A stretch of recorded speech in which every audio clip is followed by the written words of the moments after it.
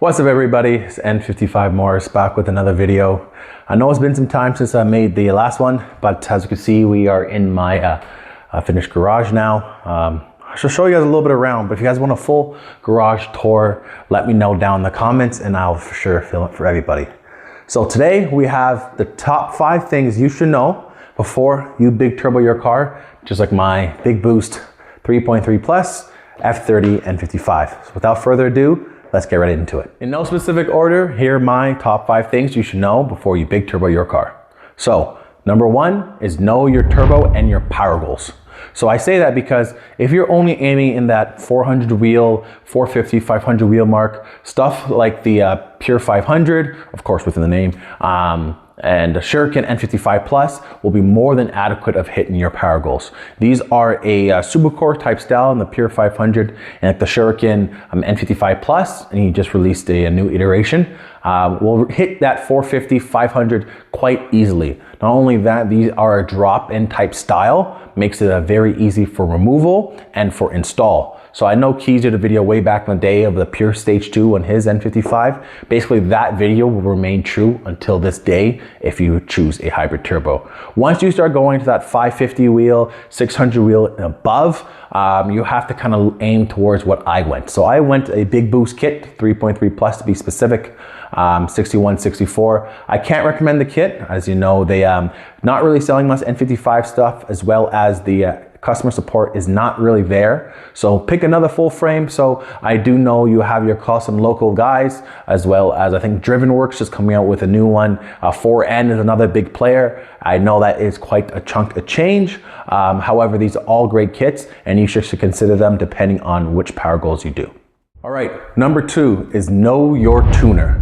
So for me, I put Kini. I apologize for the butcher's name. I did search it up, but I apologize, my guy. He is actually, I believe, one of the best tuners there are for the N55. He is very fast, very reliable, and I've just recently switched from boot mod to MHD, which of course I'll make a follow-up video for that. And there was no issues him porting over my tune, reworking it on my on MHD now. So I know a lot of people love the Wedge, love the arcade tunes, in that kind of realm. No short slide to David Shoop or Kerry Jordan, all wonderful big names. However, when you do get these big names, think about it. Everybody knows them. So that means everyone's trying to get the tunes from them. They are going to be a little bit slower just by the nature of it. However, I don't have any slide against any of them. And as long as you know what setup they're working with, whether that's boot mod, MHD, hybrids, full frames, look at their track history and then determine your price range for what you could pay, and then know the tuner and get tuning.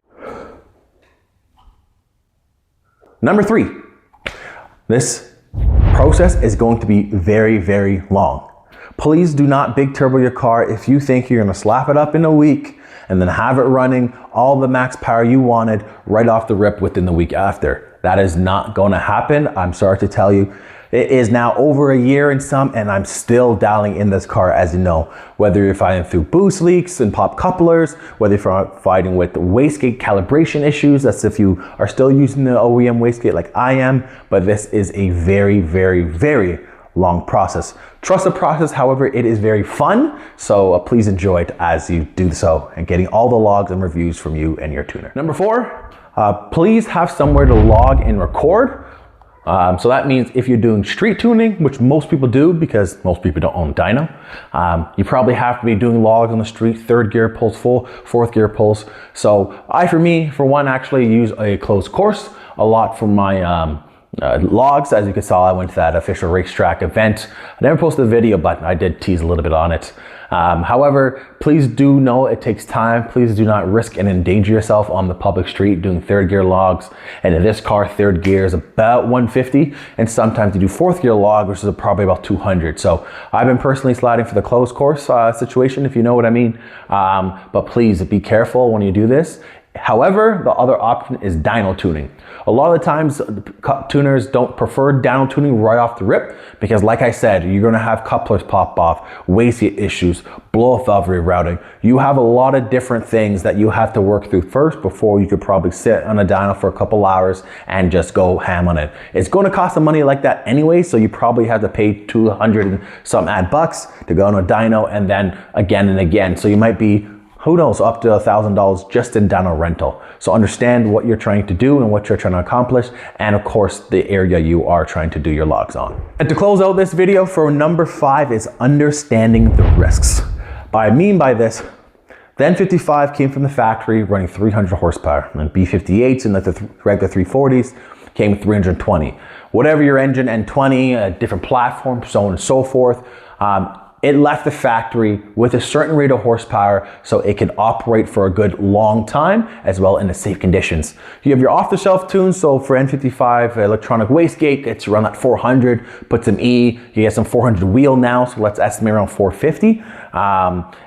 That's plenty. Think about that. That's 1.5x the factory horsepower, and that engine could live happily ever after at that. So as soon as you start going more, the 500s, 550s, the 600 wheel, understand that this engine never left the factory to run this high.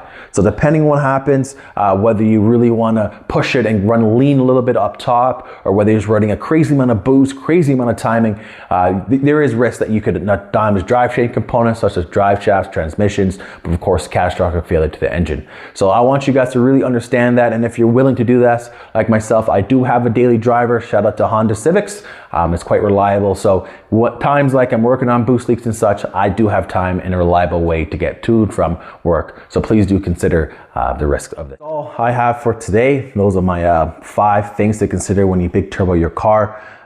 Yes, my garage does look a lot better from the last time I filmed. If you want a garage tour, let me know. Please comment down below, and I'll make sure to film that on the next video. But for me, that is all I have for now. Make sure you guys like, comment, and subscribe, and see you guys on the next one.